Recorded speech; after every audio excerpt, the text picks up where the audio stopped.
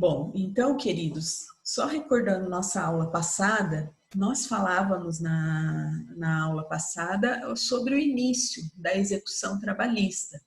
A execução trabalhista que vem lá no começo do artigo 876 da CLT, e quem dá início a ela é geralmente a parte, né? A parte interessada.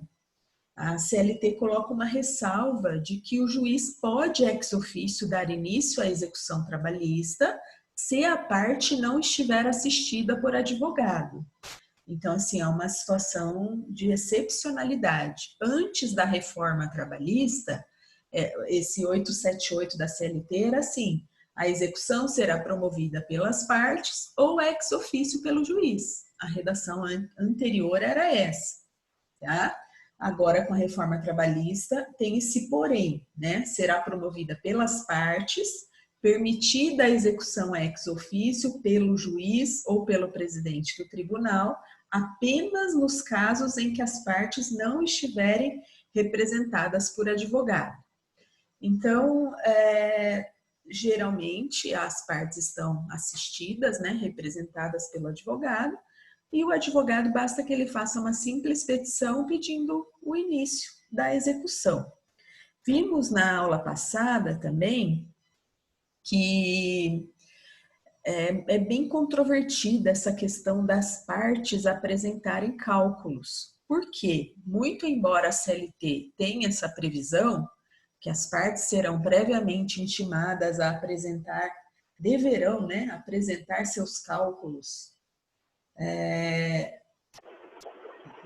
no início da execução, na verdade, a maior parte dos juízes do trabalho, tá? Até falei para vocês que vai ter um programa novo que nós advogados temos que saber, e quem for atuar na trabalhista é bom fazer, que é o curso, né, do PJ-ECalc.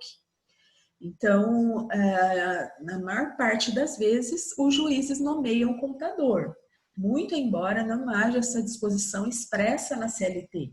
Ao contrário, né? O que a CLT diz? Sendo ilíquida a sentença exequenda, ordenar-se-á previamente sua liquidação, que poderá ser feita por cálculo, arbitramento ou artigos. E o parágrafo 1º do 879, parágrafo 1º A, diz assim: B, né? As partes deverão ser previamente intimadas para apresentação do cálculo de liquidação, inclusive da contribuição previdenciária incidente. Vejam, graças a Deus, esse dispositivo não tem sido aplicado aqui no TRT do Paraná.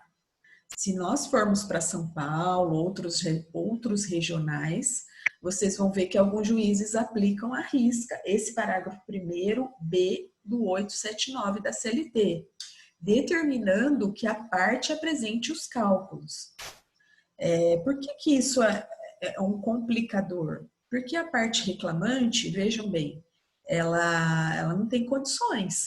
Ela geralmente está precisando das verbas trabalhistas que são de caráter alimentar, ela está precisando receber as verbas trabalhistas e ela não tem condições de pagar um contador. Os advogados também não têm condições de fazer cálculos muito complexos, né? Vejam, a gente nem domina tanto assim o Excel para fazê-lo, e agora o PJ-ECalc. Mas nós estamos ouvindo, há rumores por aí que a partir do ano que vem todos os advogados têm que saber operar o PJ-ECalc e que os juízes vão mudar essa disposição de nomear contador. Acho difícil, tá? Acho muito difícil de acontecer. Porque o contador do juízo, que são peritos credenciados na JT, eles têm experiência, eles trabalham com isso, né? Eles só fazem cálculo trabalhista. Então, é um auxiliar do juízo de muita confiança. Vejam que complicador seria se as partes apresentassem, cada uma vai puxar o cálculo para o seu lado, né? Como é que o juiz faz? Vai acabar tendo que nomear um contador para esclarecer quem é que está com o cálculo correto. E isso atrapalharia muito a execução, só causaria mais lentidão nessa execução que tem que ser rápida, não pode ser tão demorada. Por isso que a maior parte dos juízes do trabalho, dado o início à execução, já nomeia o contador. Nomeia o fulano de tal para apresentação dos cálculos em 20 dias, em 30 dias. Já nomeia o contador do juízo, ok? Então, nós vimos que as formas nas aulas passadas de liquidação, a mais comum é por cálculos, difícil na trabalhista a gente ter uma liquidação por arbitramento, por artigos, são bem mais raros de acontecer, mas pode acontecer. Por exemplo, se a ação versar só sobre dano moral, já está arbitrado ali, então a execução se dará por arbitramento, né? Mas a maior parte das vezes envolvem outras parcelas que necessitam aí de cálculos trabalhistas. Nós vimos os princípios que norteiam a execução no processo do trabalho. Eu vou falar de alguns deles, lembrando aqui o não aviltamento do devedor, o princípio de que a execução se dará pelo modo menos gravoso a ele, o princípio da responsabilidade pelas despesas processuais, né? As custas serão pagas, como diz o 789A da CLT, serão pagas ao final, de conformidade com a tabela tal, serão pagas por responsabilidade do executado. A gente viu também o princípio da especificidade, né? As obrigações precisam ser específicas conforme o título exequendo. Vimos o princípio da utilidade para o credor, né? Ele vai dizer, né, para o juiz, ele vai procurar com que a execução se dê do modo mais útil para ele, né? Quando o patrimônio não for suficiente, ele vai indicar outros meios. Então, nós vimos vários princípios que norteiam a execução. A limitação expropriatória, né? Eu falei para vocês que por esse princípio da limitação expropriatória, não pode, por exemplo, ser penhorado um bem de alto valor, vamos pensar assim, um imóvel de 500 mil reais para satisfazer uma dívida de 5 mil, né? É inviável. O juiz do trabalho, nesse caso, precisa ter bastante bom senso, ser regido pelo princípio da razoabilidade, da proporcionalidade e indeferir uma penhora dessa, porque o devedor pode invocar, dizer que esse princípio, essa penhora, né, não está observando esse princípio da limitação expropriatória.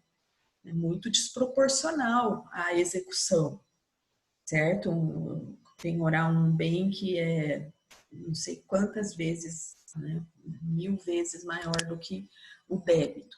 Então, quando vocês advogarem, queridos, seja pelo empregado, seja pelo empregador, vocês têm que ir observando essas características da execução trabalhista. Ela tem toda uma particularidade própria, ela é regida por princípios próprios.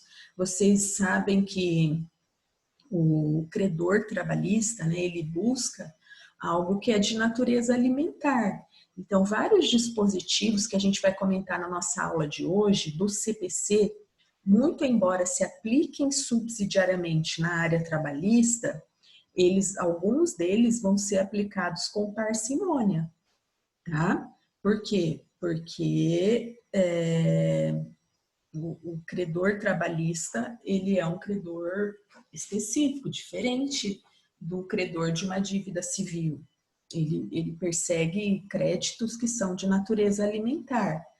Então, muitas artimanhas que alguns devedores praticam, tentam praticar no processo civil, na área trabalhista, vão ser coibidos pelo juiz, podem tomar multa,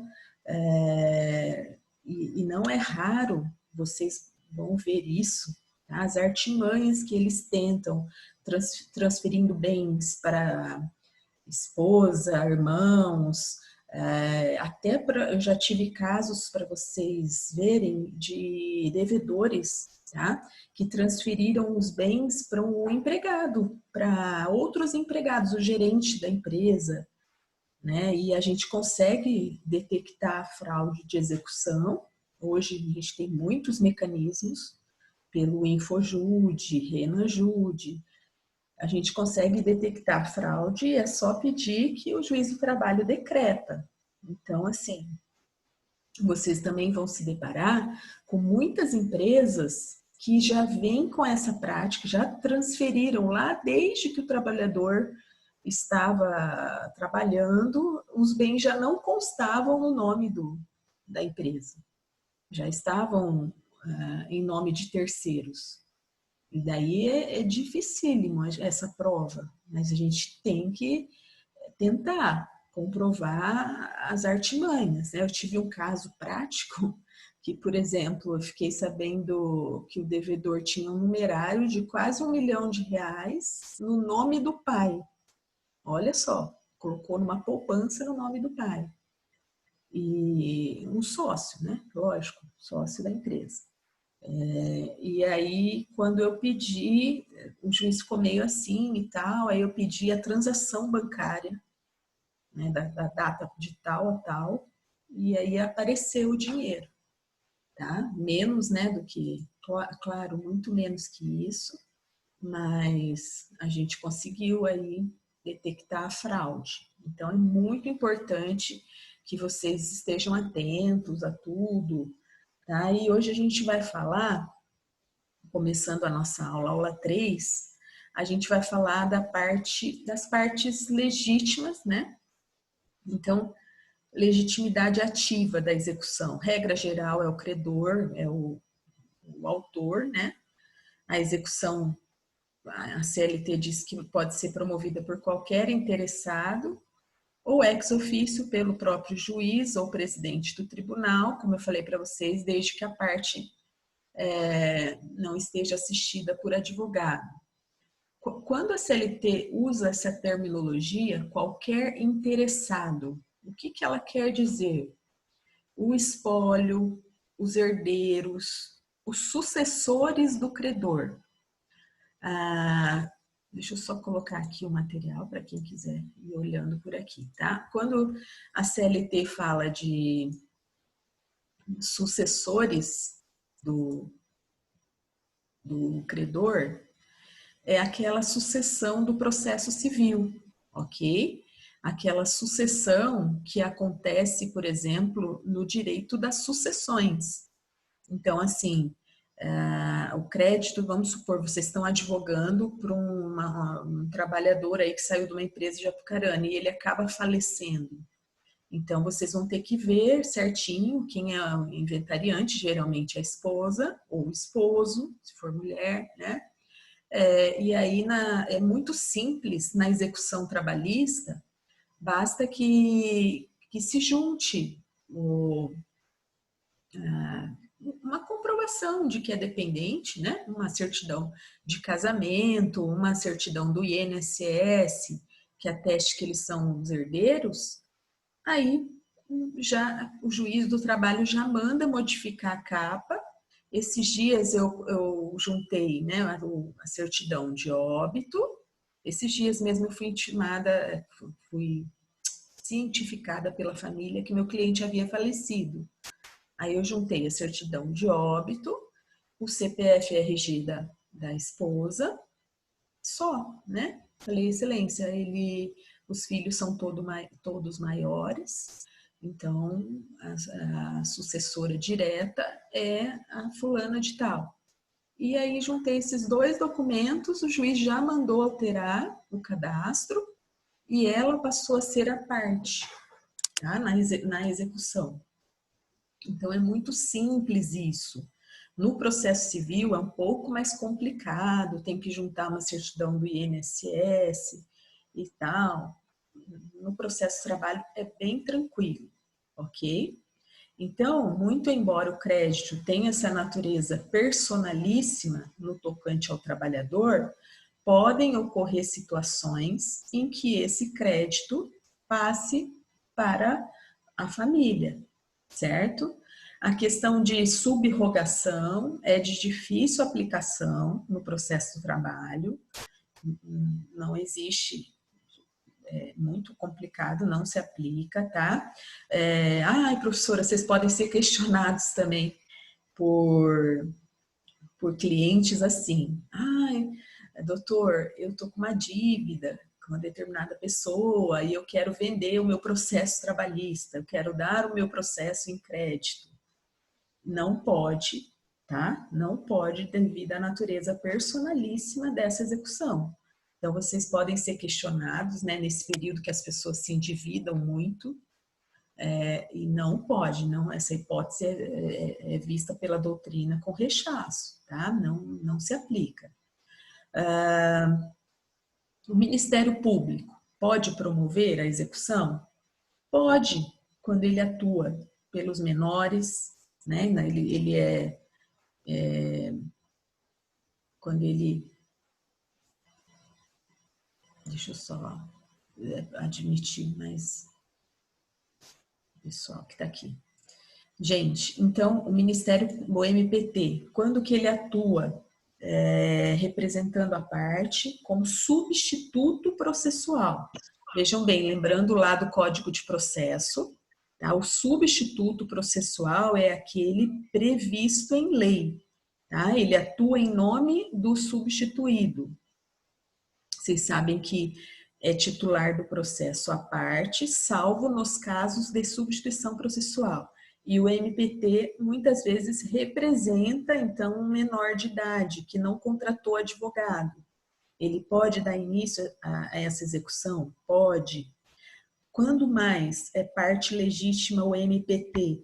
Nas ações coletivas, né? Então, nas ações civis públicas, quando ele representa toda uma coletividade, ele pode dar início à execução, principalmente combinando, pedindo ao juiz, né, as medidas, as obrigações de fazer e tudo mais. Quando mais que o MPT? Então, a ação civil pública é o mais comum.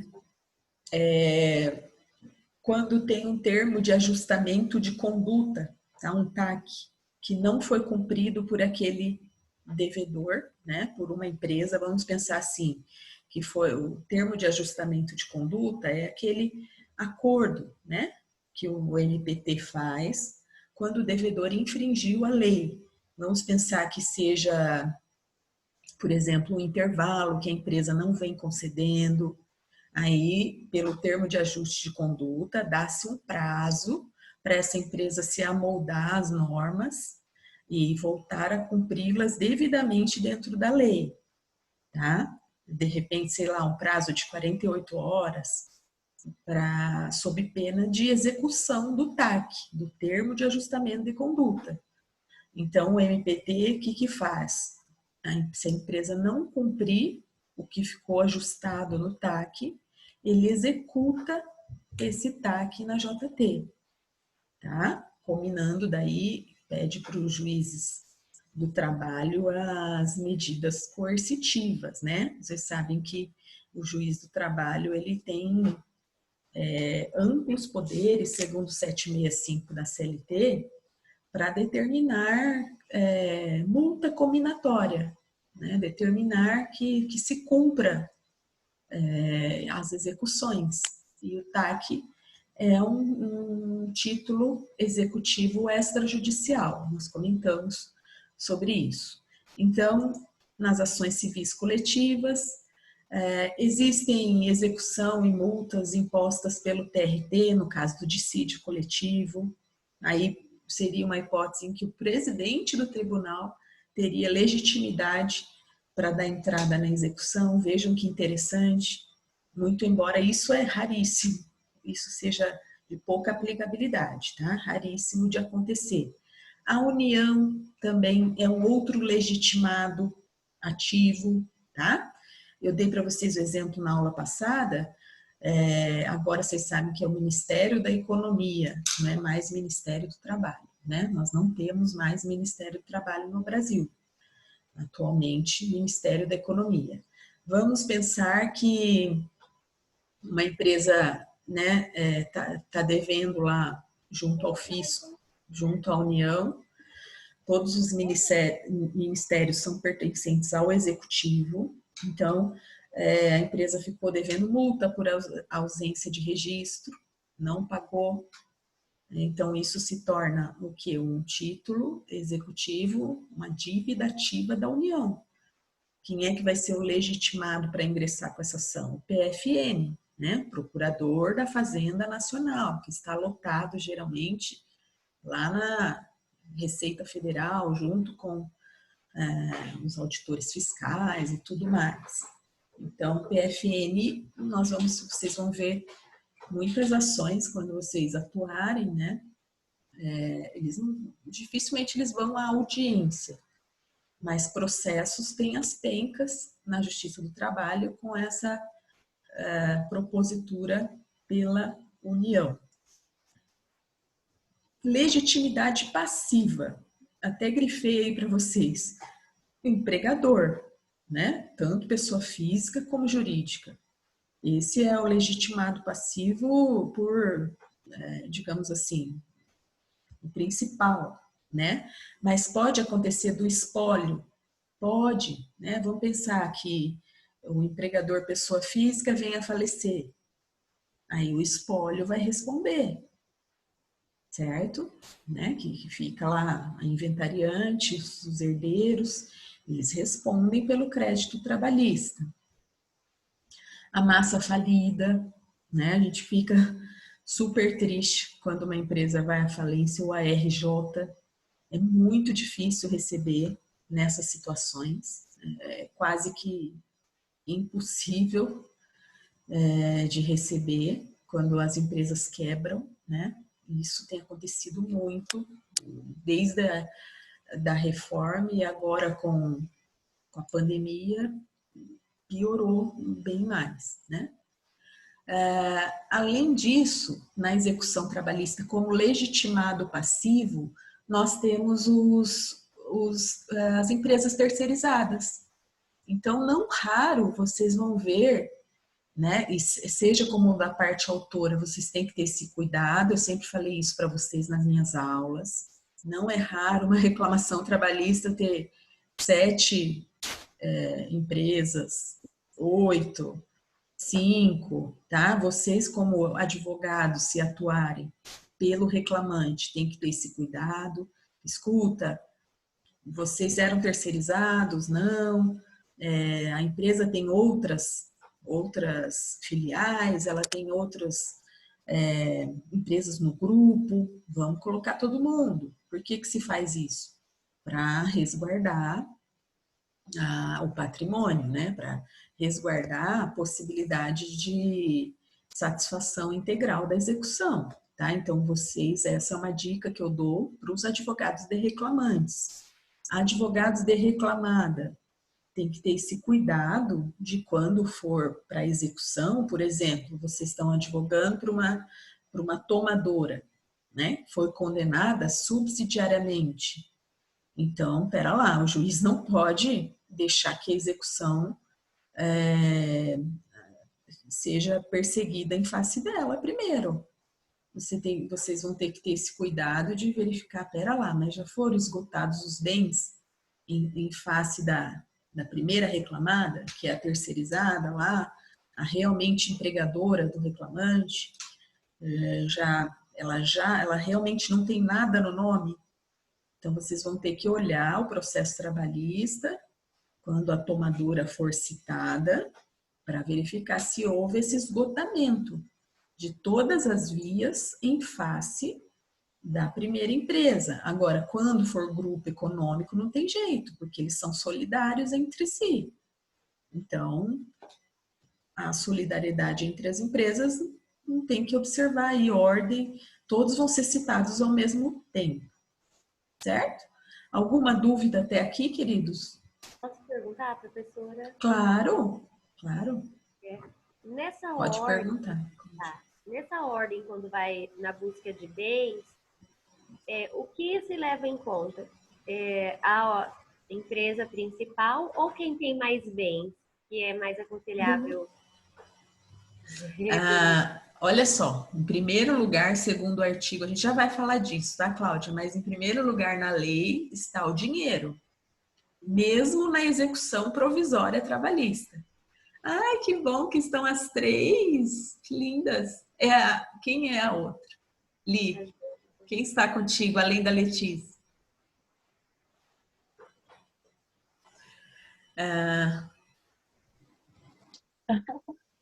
As quatro. As quatro! Que legal! Um beijo grande para vocês. Então, voltando à resposta da Cláudia. Cláudia, então, em primeiro lugar, no 835 do CPC, que é aplicável subsidiariamente ao processo do trabalho, está o dinheiro.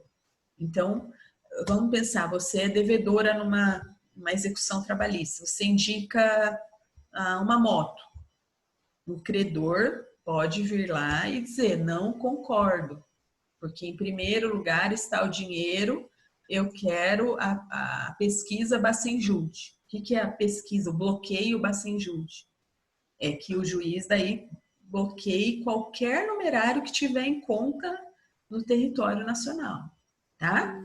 Aí você diz assim, Cláudia, não, mas o que tem dinheiro é para pagamento dos meus empregados.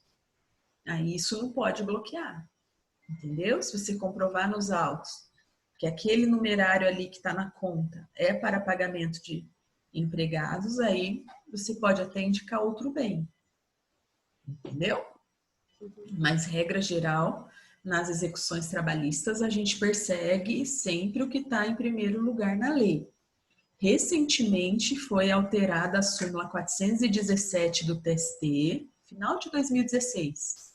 Ela dizia assim, no inciso 3, que quando o credor, na execução provisória, indicasse outros meios que não o dinheiro, tá? Não poderia prevalecer o dinheiro. Se ele indicasse um imóvel, porque a execução provisória visava só a garantia da execução. Mas essa súmula ela foi cancelada, é pegadinha até para vocês, quem vai prestar o AB, estejam atentos à súmula 417. Ela foi cancelada.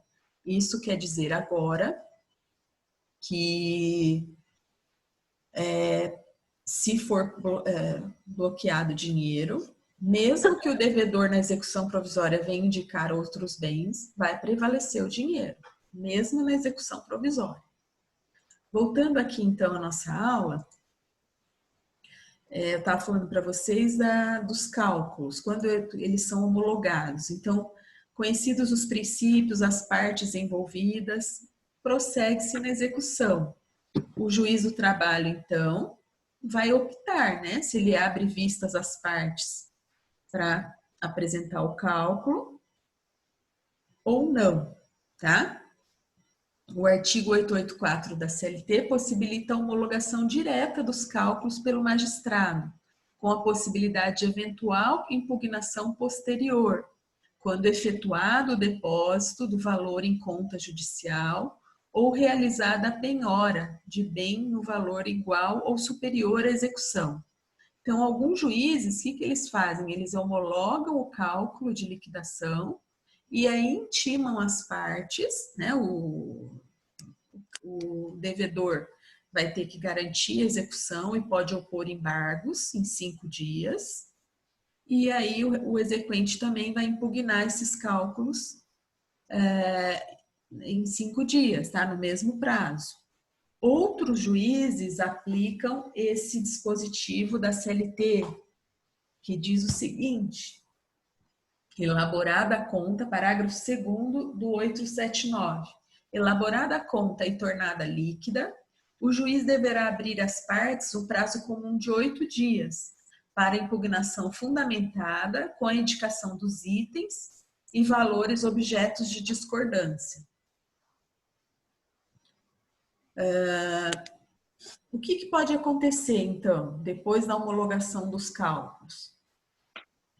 Depois da homologação dos cálculos, impugna-se a execução, quem tiver pelo reclamante, né? Pelo exequente, e quem tiver pelo executado vai poder opor embargos em 5 dias contados da garantia da execução. Ah, professora, e se ele nomeou bens? Só quando formalizar o termo de penhora e estiver totalmente garantida a execução é que começa a correr o prazo de embargos. E se tiver alguma decisão prejudicial nessa fase de execução, nós vimos na aula passada que o recurso que cabe é o agravo de petição. Indo adiante, a penhora. Vamos falar um pouco da penhora no processo trabalhista. Então, vejam, no processo do trabalho, a penhora, o que vem a ser? É o mesmo conceito do processo civil, né? É a apreensão física dos bens do executado para satisfazer o julgado. Ela se traduz no meio coercitivo pelo qual o exequente vai vencer a resistência do devedor inadimplente e renitente à implementação do comando judicial. Então, a gente já teve todo um processo de conhecimento lá atrás, nós temos um comando executivo ou a coisa julgada, seja, né, por trânsito na primeira instância, ou porque houve recurso para o TRT, TST, e aí o processo transita em julgado. Hoje, para vocês terem uma ideia, em termos práticos, né, um processo trabalhista só no primeiro grau, que não vai haver recurso para o TRT, tá, ele é resolvido dentro de 1 ano. Então, assim, processos menores, geralmente não há recurso para o TRT, geralmente num ano se resolve, tá? Se resolve o processo de conhecimento, a fase de conhecimento. Aí, levando em conta a execução e tal, se ela for tranquila, ou se resultar num acordo, 1 ano e meio, 2, tá? Com a pandemia toda, esse prazo aumenta. Professora, e se for para o tribunal? Se for para Curitiba, o processo demora, essa fase de conhecimento, uns 2 a 3 anos. Se for para Brasília, uns 5 anos. E assim vai aumentando. Ou seja, você precisa ter um volume bom de clientes ou advogar para algumas empresas para não ficar aguardando, né, nas mãos de um cliente só. Eu disse para vocês aula passada, né, dei o exemplo daquela minha colega, que acabou perdendo uma advocacia de partido, que é quando você advoga para a empresa, né, porque ela ficava nas mãos só desse cliente. Então, você precisa divulgar o trabalho, propor bastante demanda, se for para trabalhador, que daí depois as coisas vão girando e acontece de ir logo para execução ou fazer um acordo, ok?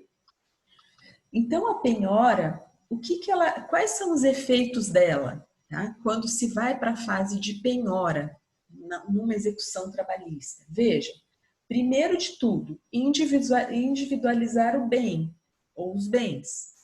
Se for dinheiro, perfeito, está garantida a execução, você está a um passo ali de receber, né? Recebe-se rápido, penhorou em dinheiro, sei lá, 100 mil reais. Vai só se discutir os cálculos, verificar os embargos, o juiz vai julgar. Se houver algum recurso para o TRT, demora, sei lá, nem menos, tá? Quando é o recurso do agravo de petição, demora-se aí 7 meses. Retornando esse processo, você já recebe, ok? Então, individualizar a penhora. Se forem outros bens, gente, que o 835 prevê, já vou falar deles, um imóvel, um carro, aí demora bem mais, porque vai ter que ir a leilão, vai ter que verificar se não tem outras penhoras na frente, tem o princípio da anterioridade da penhora, certo? Então, o segundo efeito de uma penhora, garantir o juízo, bens suficientes ali à satisfação da execução. Gerar a preferência do credor. Aquele que primeiro, o credor que obtiver a primeira penhora, aquele bem vai ter preferência sobre os demais credores. Então, uma dúvida que sempre os alunos têm, tá, queridos? Ah, professora, se tem um bem penhorado em vários processos trabalhistas, vai ter um concurso de credores? Vai se ratear entre eles? Negativo.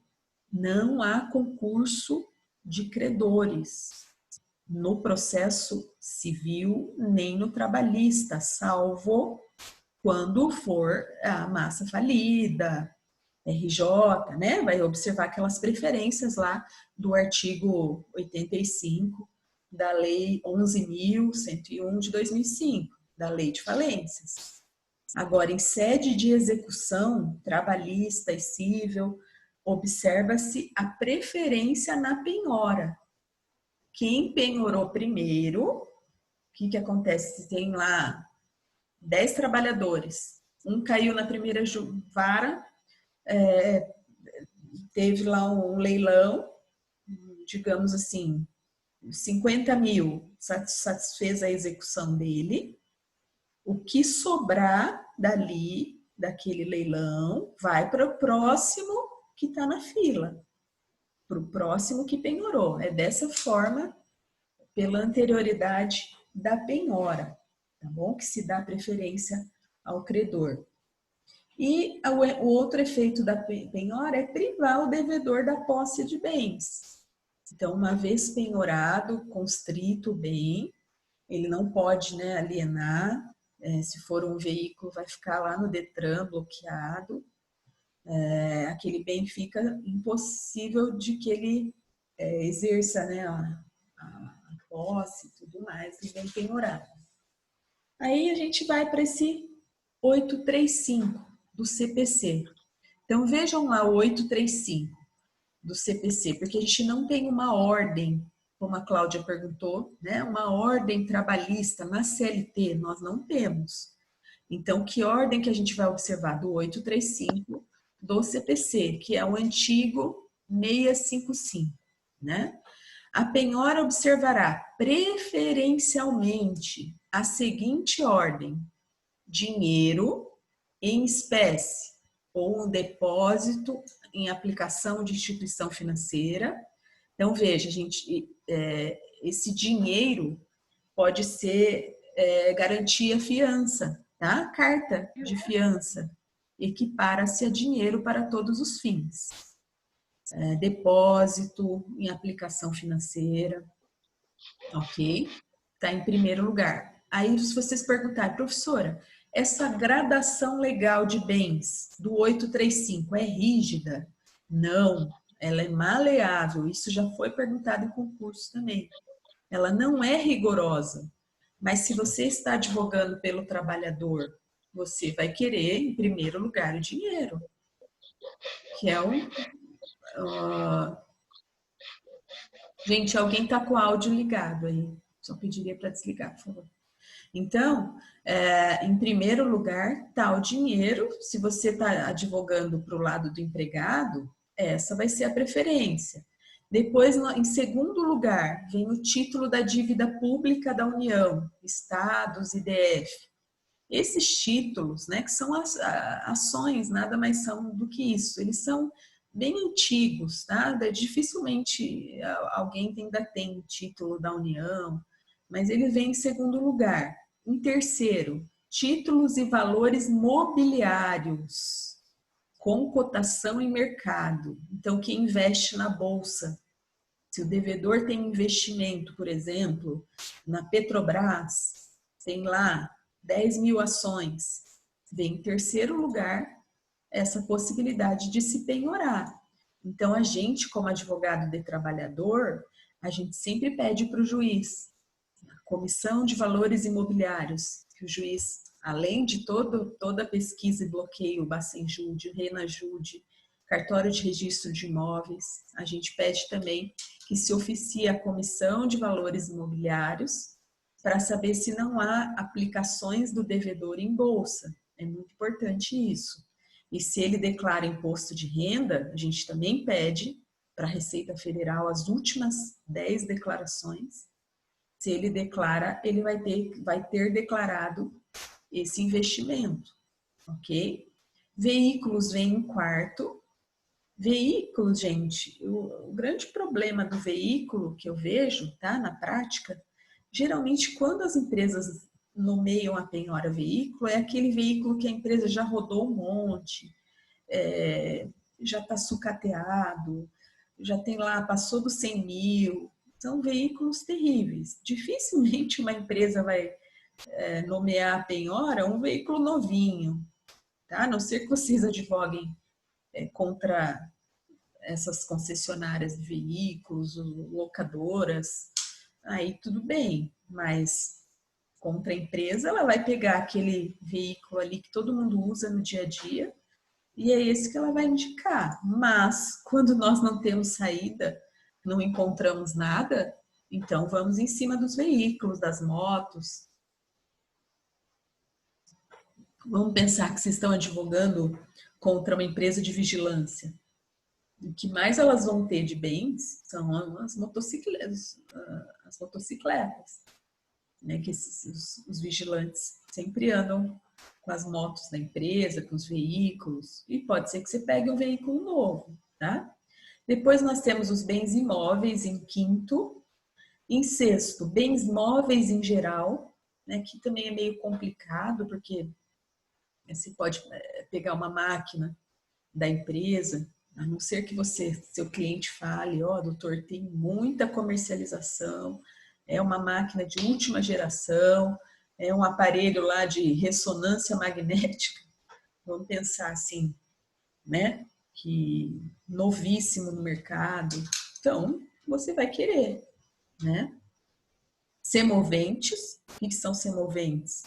Gado, animais, no geral. Navios e aeronaves.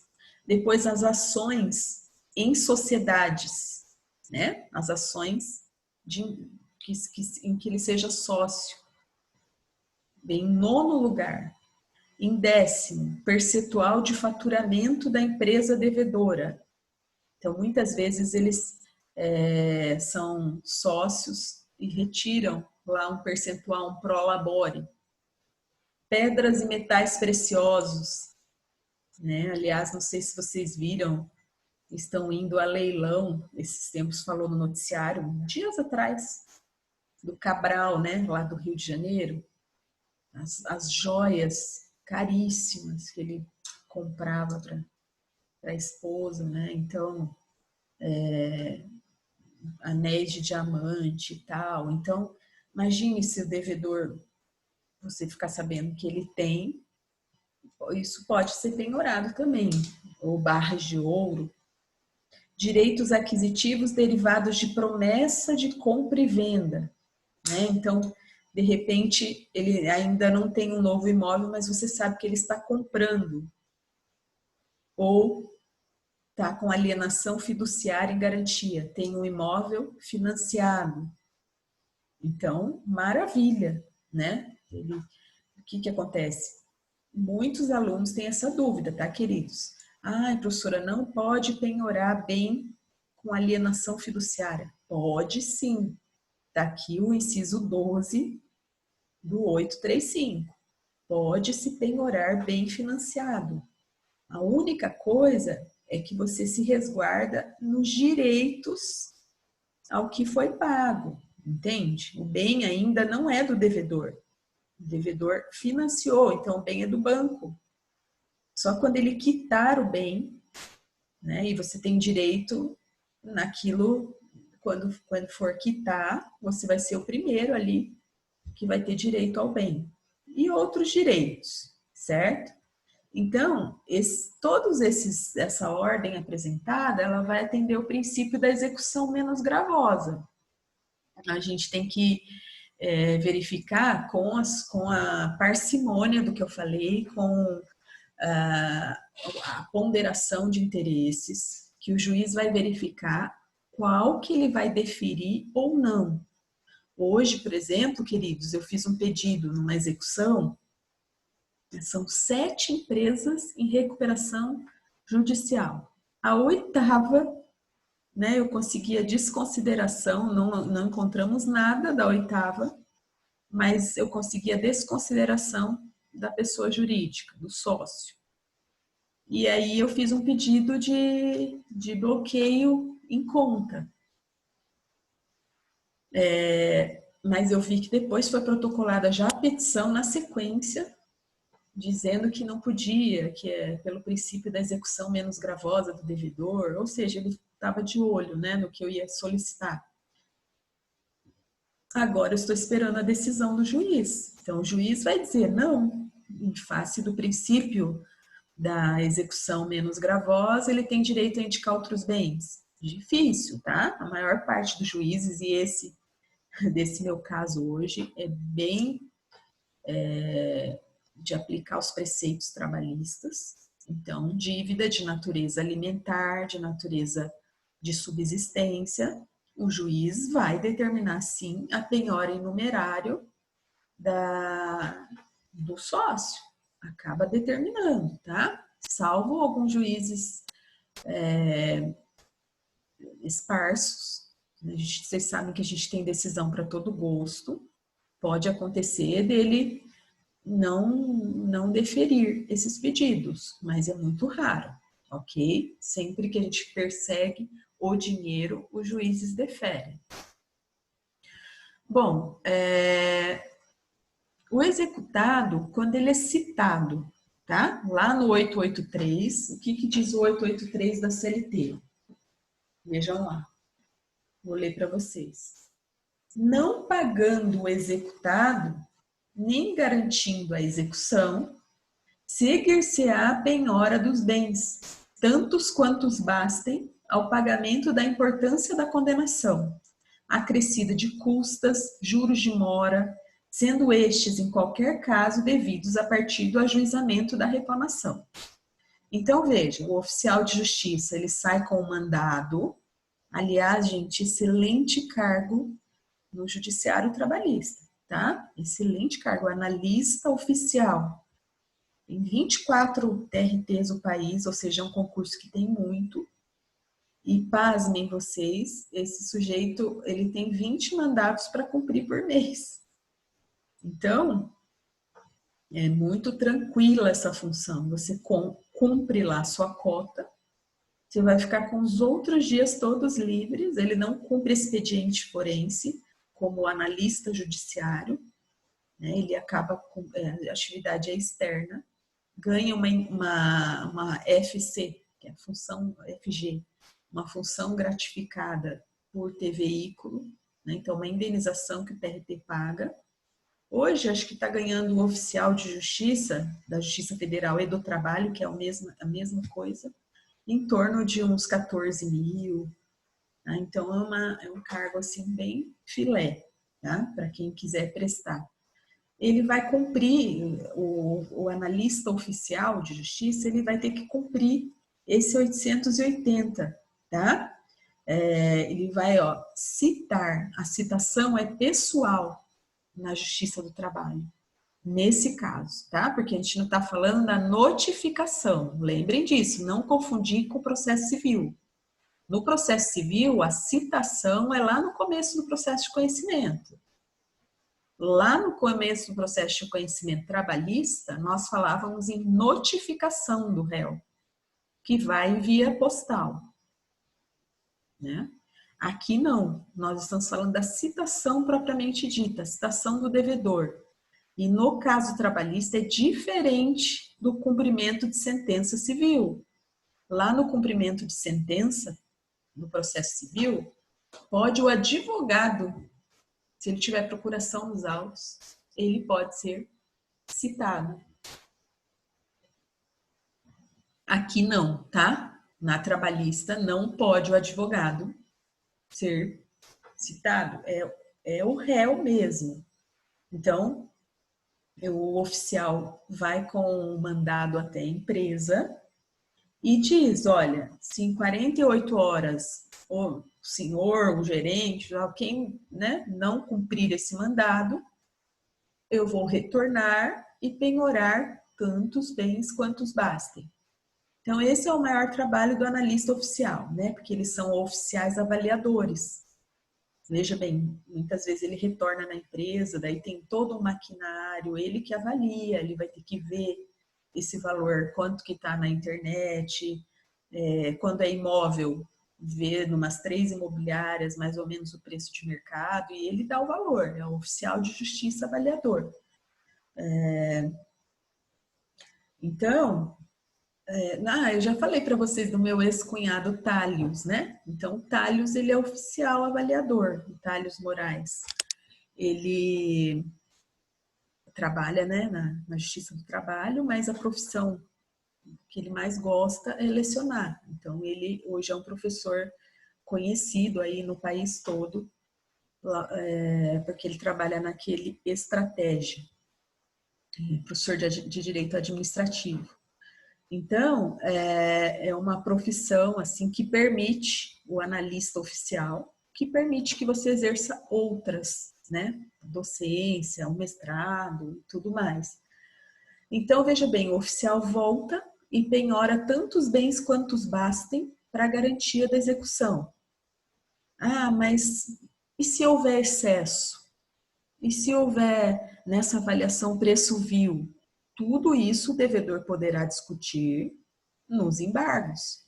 Nos embargos, então, garantida a execução ou penhorados os bens, o oficial de justiça vai fazer o termo de penhora e começa daí o prazo para embargar. Nesses embargos, alguns chamam de embargos à penhora, outros chamam de embargos à expropriação. Não importa o nome, queridos. Embargos, lá do 884. 884 da CLT diz assim, ó. Garantida a execução ou penhorados os bens, terá o executado 5 dias para apresentar embargos. Então, esse embargos é no sentido lato. Vocês, como advogados, podem dar o nome de embargos à penhora. Nós costumamos dar o nome de embargos à execução para discutir os cálculos. Tá? A regra geral é mais isso que acontece. Se discute os cálculos e não a penhora. Mas pode acontecer daquela penhora ter sido, como eu falei para vocês, muito desproporcional ao valor da execução, né? Um imóvel que vale 500 mil para uma execução de 1.000, de 2, então o devedor tem o direito que, nesse caso, se dê pelo modo menos gravoso, né? Ele indique qualquer outro bem, o juiz vai ter bom senso, vai muito aí do bom senso do juiz, razoabilidade, proporcionalidade, de considerar outros bens, né? O maquinário da empresa, tá? Nessa hora, o juiz que vai decidir.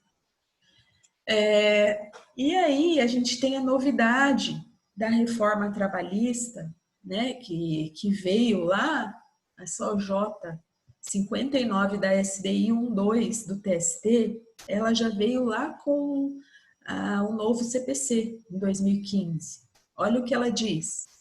Carta de fiança bancária. Pode oferecer a carta de fiança bancária e o seguro garantia judicial, desde que em valor não inferior ao débito da execução, acrescido de 30%, equivalem a dinheiro, para efeito da gradação dos bens penhoráveis. Então, cuidado com esse detalhe, queridos, para concurso. Posso dar em garantia uma carta de fiança bancária? Posso, mas por força do 882 da CLT, combinado com esse entendimento que está lá também no 835 do CPC, existe a SOJ, ela foi alterada por força do novo CPC, tem que haver um acréscimo de 30% da execução. Aí vocês me perguntam, mas professora, aí fica complicado para o devedor, né? Ele dá a carta de fiança bancária e ainda tem que depois acrescer mais 30% em dinheiro. Mas ele tem que crescer. Não precisa ser só em dinheiro. E se a carta fiança bancária ela tem um valor de 30% a mais da execução. Beleza? Está garantido. E o que ele não pode é garantir no valor da execução só com a carta de fiança.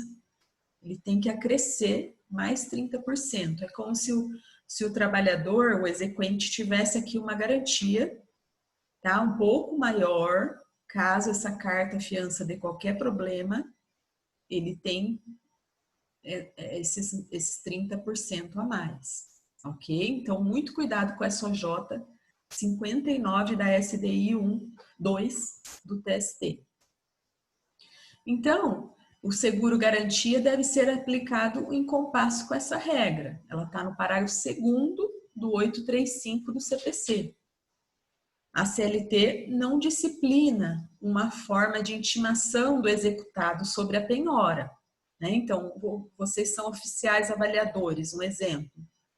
O Wilker é oficial avaliador, volta lá na empresa, bom, vocês não depositaram, não indicaram nada, eu voltei para penhorar.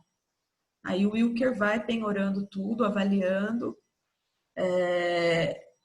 e faz lá um termo de penhora, dá para a empresa assinar. O oficial, detalhe, tá? Não precisa fazer tudo na hora, ele depois faz, vê os valores, ele só intima a empresa de que aqueles bens, quais são os bens que estão sendo penhorados. E aí, o que acontece? A CLT não prevê como que o executado vai ser cientificado disso depois, certo?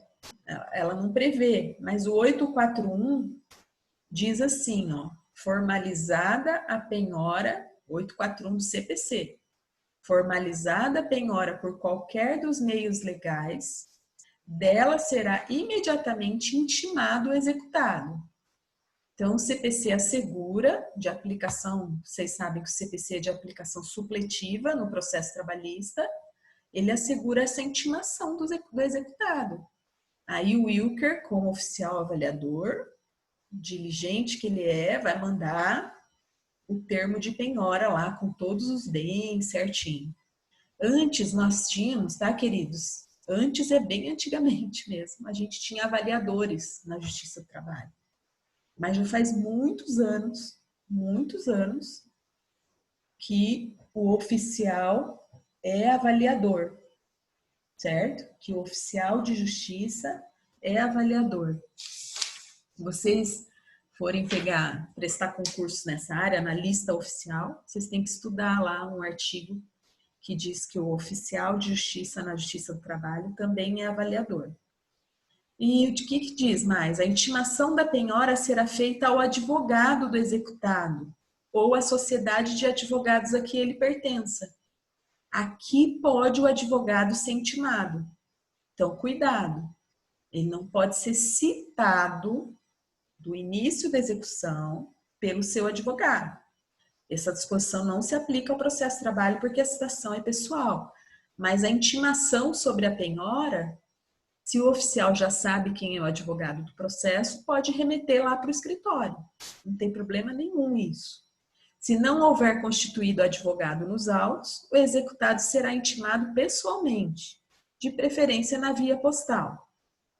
Não é essa ciência o executado precisa ter, queridos, para opor embargos. Ah, professora, então quando começa o prazo de embargos à execução ou embargos à penhora? Quando ele te for intimado dessa formalização da penhora. Não é, então ele é citado, deu 48 horas, né? Ele não indicou nenhum bem. O oficial volta lá. Ah, já começou o prazo. Não começa o prazo de embargos nessa hora. O oficial vai lá e diz, olha, estou penhorando essa máquina e tal. O senhor vai ser intimado. Quando ele for intimado, aí ele já avisa o advogado, vai começar o prazo para embargos. Tá? Muito cuidado com essas pegadinhas que caem muito nos concursos. Só quando dá cientificação da penhora.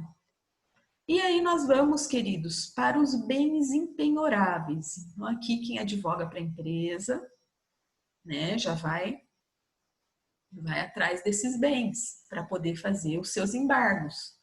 São impenhoráveis os bens inalienáveis e os declarados por ato voluntário não sujeitos à execução. Aqui o CPC fez alusão ao bem de família, né? Por exemplo, a pessoa vai lá no cartório e oficializa aquele bem como bem de família, ele é impenhorável, declarado por ato voluntário. Ou aquele bem, vamos supor, o sócio, né, colocou no nome dos filhos como uma doação, ele é impenhorável, certo? Os móveis, os pertences e as utilidades domésticas que guarnecem a residência do executado, salvo os de elevado valor ou que ultrapassem as necessidades comuns, correspondentes a um médio padrão de vida. Gente, olha a margem, olha como ficou aqui ao crivo do julgador.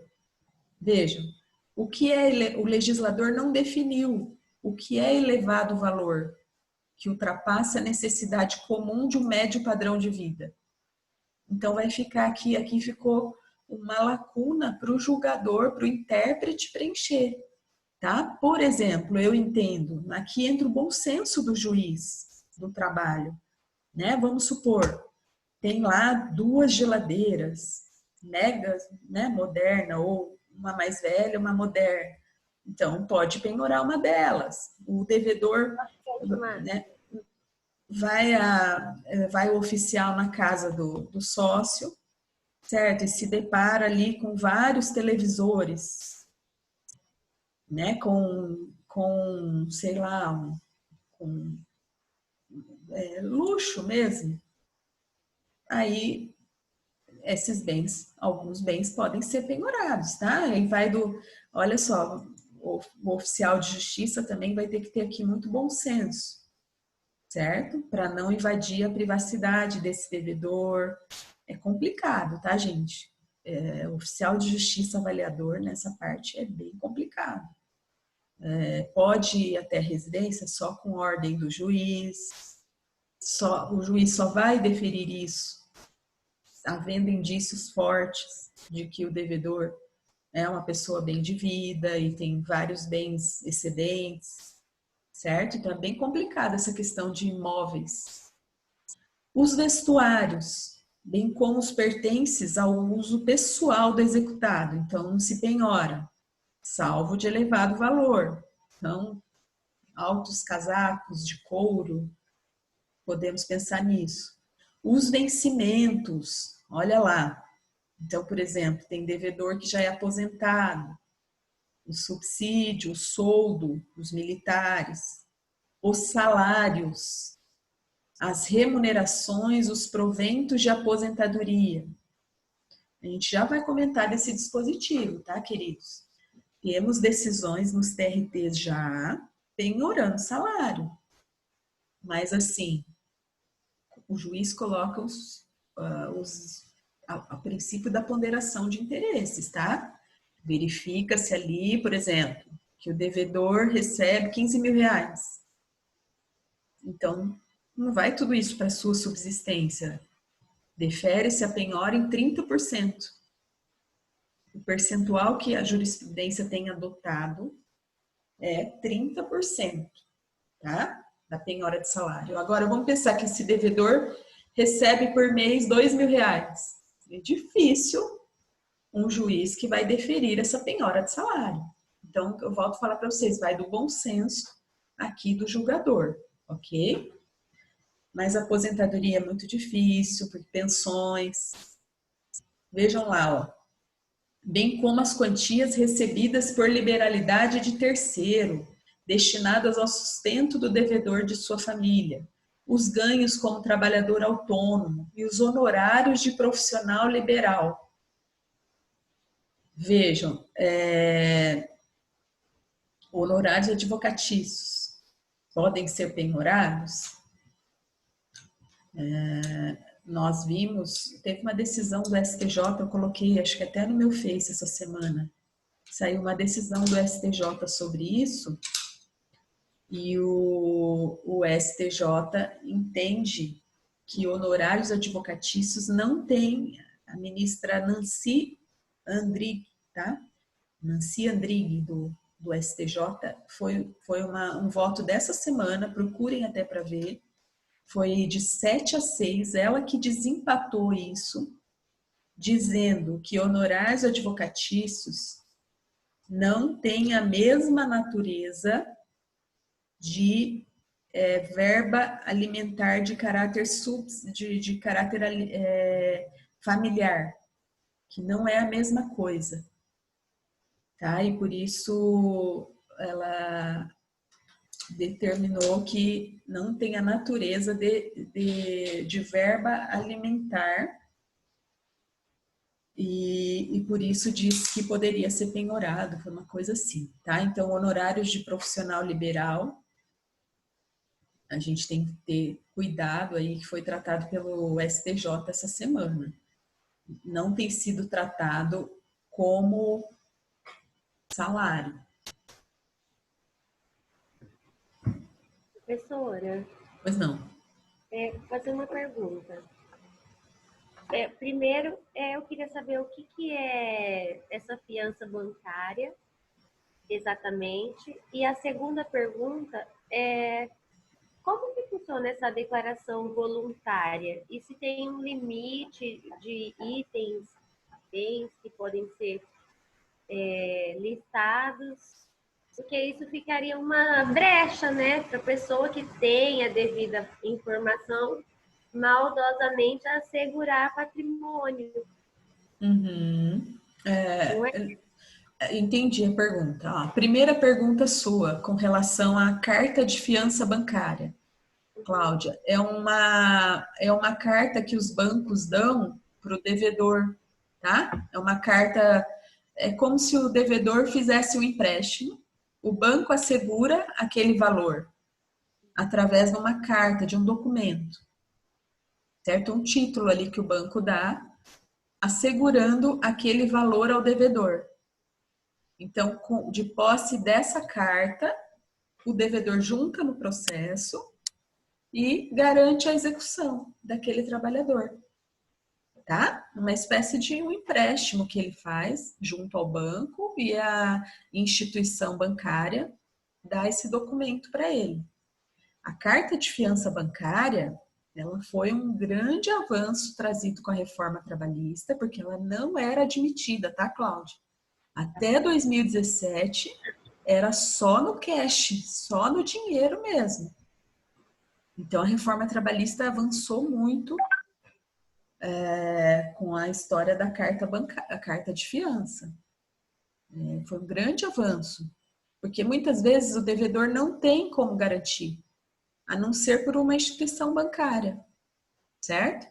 Qual que é a outra pergunta que você fez, querida, que eu não entendi? A outra é sobre essa que você comentou na explicação que bens que foram declarados voluntariamente como bem de família não Ah, podem ser sim. penhoráveis. Porque aí eu entendi assim, se fosse uma advogada maliciosa, eu iria sugerir para os clientes fazer isso, Uhum. né? Fazer Pra que isso, né?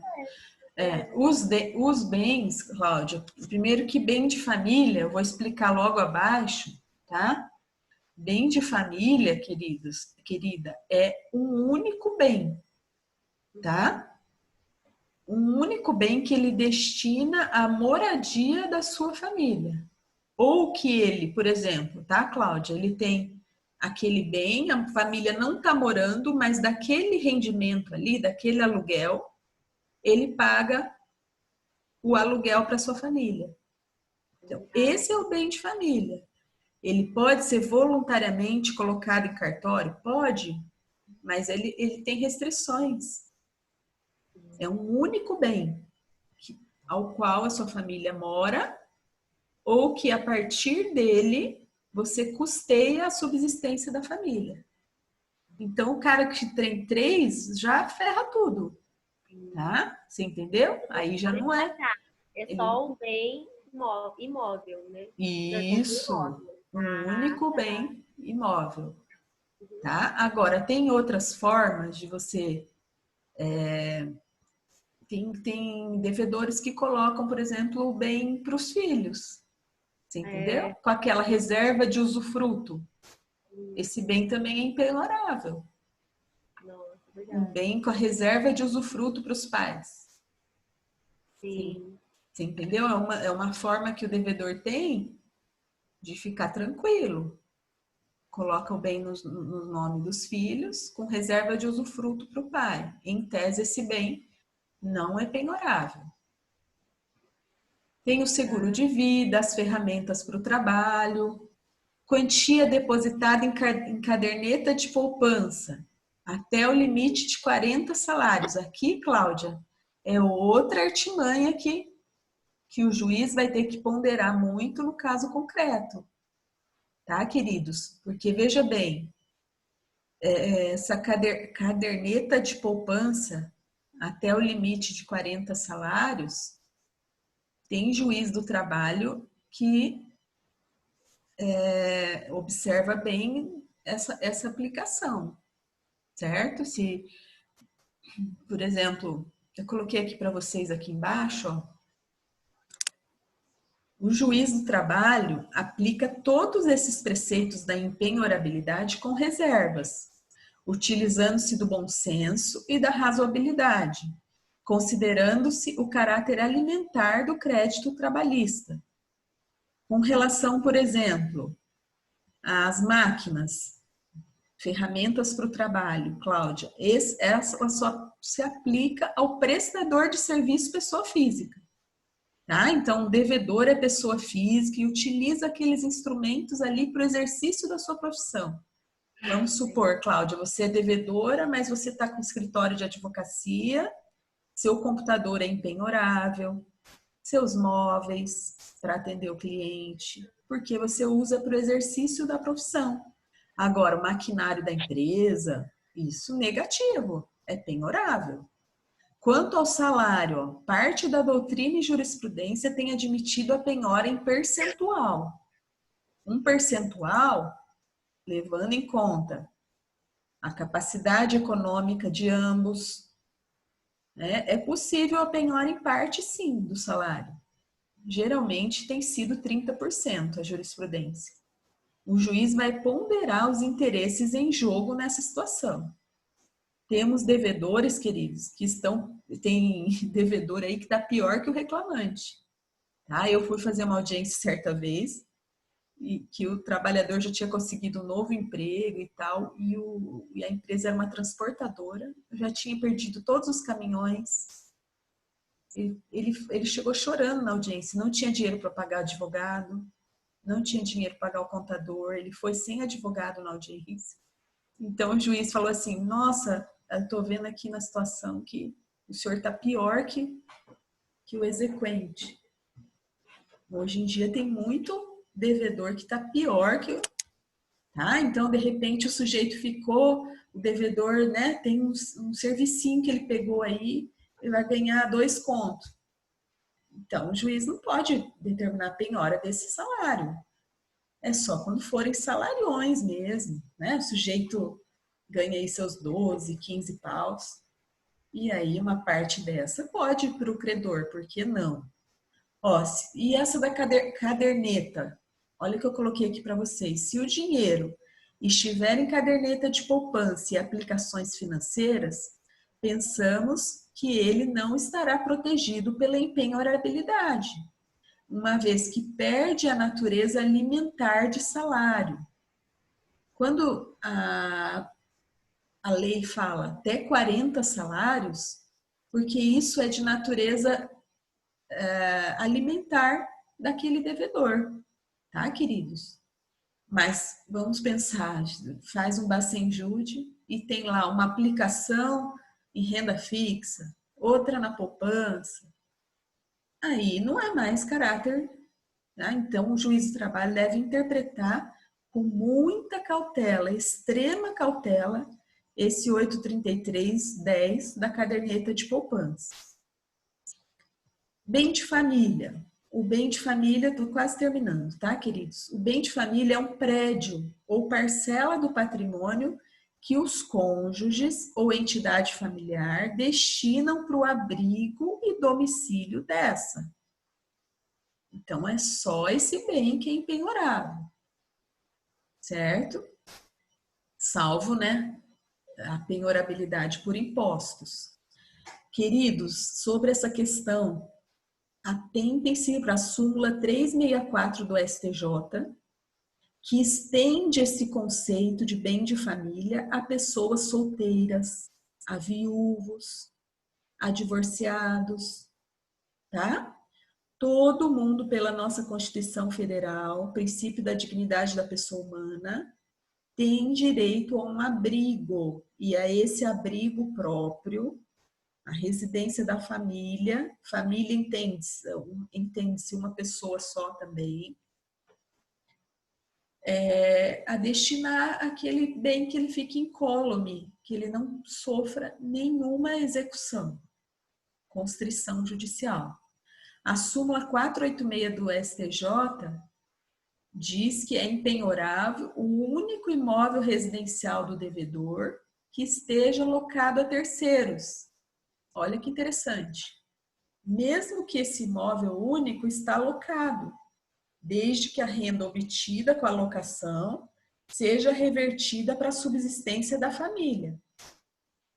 Então, muita atenção nessa súmula 486 do STJ, certo? Pegadinha de concurso.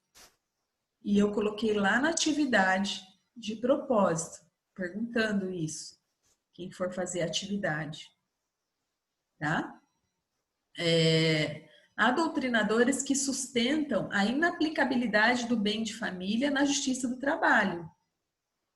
A instituição dele, dado o caráter alimentar do crédito trabalhista. No nosso pensar, o fato de a verba trabalhista ser de caráter alimentar não é suficiente para fundamentar a inaplicabilidade da Lei 8.009. Certo? Então, se você resolve ir no cartório e instituir um bem de família, você tem todo esse direito, e não é porque o empregado lá você ficou devendo que esse bem vai ser penhorado. O bem de família é oponível em qualquer execução civil, fiscal, previdenciária, trabalhista. Tinha um salvo se movido, tá, queridos? Atentem para isso. Tinha um salvo se movido pela empregada doméstica, certo? Se ela trabalhasse para a família. Esse artigo 3º, ele tinha um inciso 1º que foi revogado. A lei da empregada doméstica, Lei Complementar 150 de 2015, ela revogou, eu coloquei aqui para vocês aqui embaixo, tá? Ela revogou esse dispositivo. O artigo 3º, 1 dispunha que a empenhorabilidade do bem de família não se aplicava aos trabalhadores domésticos, se prestassem serviços na própria residência. Porém, ele foi revogado. Então, agora, a coitadinha da doméstica que trabalhou lá, vamos pensar aí, 12, 15 anos para a família, e tem um crédito aí, não teve FGTS, vamos supor que a ação dela dê uns 60 pau. Ela não pode mais penhorar, tá? Ela entra na esfera aí, se a família não quiser pagar e tiver só aquele bem, é impenhorável agora o bem, mesmo para doméstica. Certo, queridos? Dúvidas? Deem uma olhada nas jurisprudências que eu coloquei uma jurisprudência bem interessante sobre o bem de família. Por exemplo, a Constituição Federal aponta para a imperiosa atuação estatal em proteção à entidade familiar, respeitando a dignidade da pessoa humana.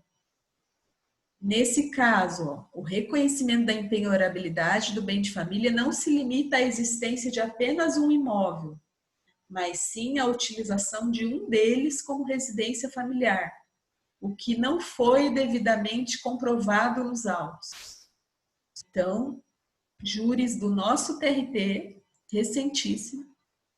O sujeito não comprovou que aquele bem era da família, não conseguiu a empenhorabilidade. Uma outra jurisprudência. Admite-se excepcionalmente o reconhecimento do bem que não seja utilizado para fins de moradia como bem de família, desde que se trate do único bem e que os rendimentos sejam usados para pagar os custos da atual morada, o que não restou verificado no presente caso. Outra situação aqui que o devedor caiu do Horse, tá? Também de 2018. Outra jurisprudência boa, não tão recente, mas de 2012. Ó. Valor do imóvel elevado. O que se preserva é o direito à moradia digna da família e não o bem em si. Mormente quando possui um elevado valor e a sua alienação importa em satisfação do crédito do trabalhador e ainda garanta a aquisição de outro imóvel pelo executado. Olha que jurisprudência punk essa. Ou seja, ele só tem aquele bem, mas vale, sei lá, 2 milhões, 1 milhão. Então, nesse caso aqui, o TRT de São Paulo considerou penhorável, sim, porque dá para ele comprar várias residências com a expropriação. Gente, só para finalizar, a impenhorabilidade do bem de família é uma matéria de ordem pública. Pegadinha de concurso, tá? Não há que se falar em preclusão. A sua não alegação em embargos não preclui a oportunidade de se alegar depois. E outro detalhe, então, por ação anulatória pode ser alegada, tá bom? Outro detalhe que também vocês têm que observar é a legitimidade para opor embargos de terceiro. Por exemplo, o filho quer opor embargos na execução trabalhista, ele pode? Pode. A legitimidade para opor embargos para proteger o bem de família é de qualquer um da família, tá? Então, o filho, uma avó que mora junto, pode entrar lá, entendeu, com a petição? Pode, e a qualquer tempo. Não é só nos 5 dias do artigo 884. Certo, queridos? Chamada. Vamos lá. Hoje é 6/8. Alexander. Alexander tá, né? Tô vendo. Quem não tiver, quem tiver sem áudio é só colocar aqui no chat. Já coloquei presença, Alexander. Alisson? Alisson não, né?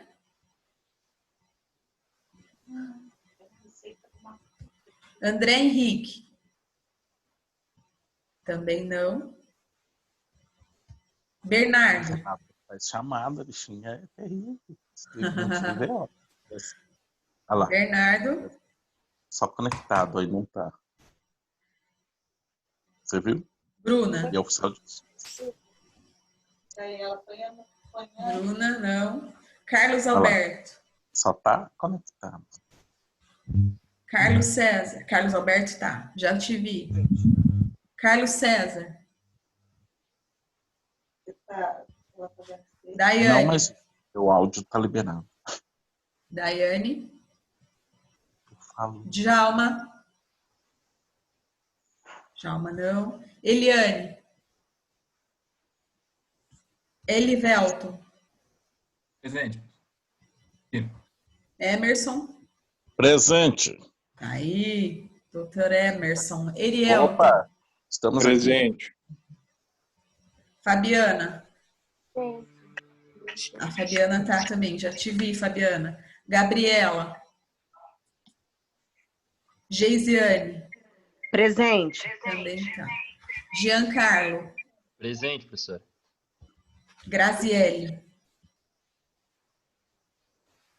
Também tá. Guilherme. Gustavo. Presente. Gustavo tá também. Heloíse. Presente. Érica. Jonathan. João Carlos. Presente. João Vitor. Júlia. Júlio César tá aí, né? Presente. Tô. Carolina. Caroline. Letícia tá aí, tá com a Lilian. Queridos, e os TCs? Os TCs estão no finalmente? Tá caminhando. Quem tiver dúvida aí nas conclusões, pode falar comigo, estou à disposição. Lilian, tá aí. Presente. Luana. Presente. Lucas de Souza. Eu, presente. Também tá. Lucas Mateus. Presente. Lucas, depois, se você quiser, eu te passo aquela súmula, tá? Luciano. Terminando, Aí. a senhora passa, por favor. Sim, Mariana. Presente. Mariana Esquiavo. Presente, eu. Ah, só tá você? A outra Mariana não tá? Não. Matheus da Silva. Mônica. Patrícia. Patrícia não tá hoje. Paulo tá aí, né? Presente. Tô aqui. Raquel tá aí. Juan. Juan não. Sheila. Silvia.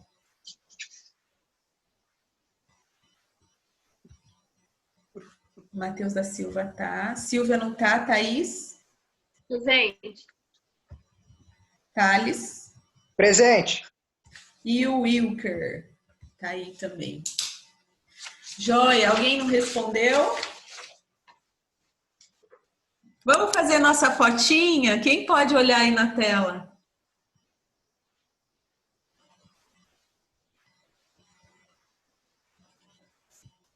Gente, vamos olhar. Falar um oi para mim. Vou bater. Aê! Valeu, queridos. Bom final de semana. Tamo junto, tá? Beijos. Professora, só confirmando, é a súmula 459 mesmo? Ou é 159. Eu já vejo e te passo, tá? Tá. Se não for a 459, é 159. Tá bom? Tranquilo. Tô olhando aqui já.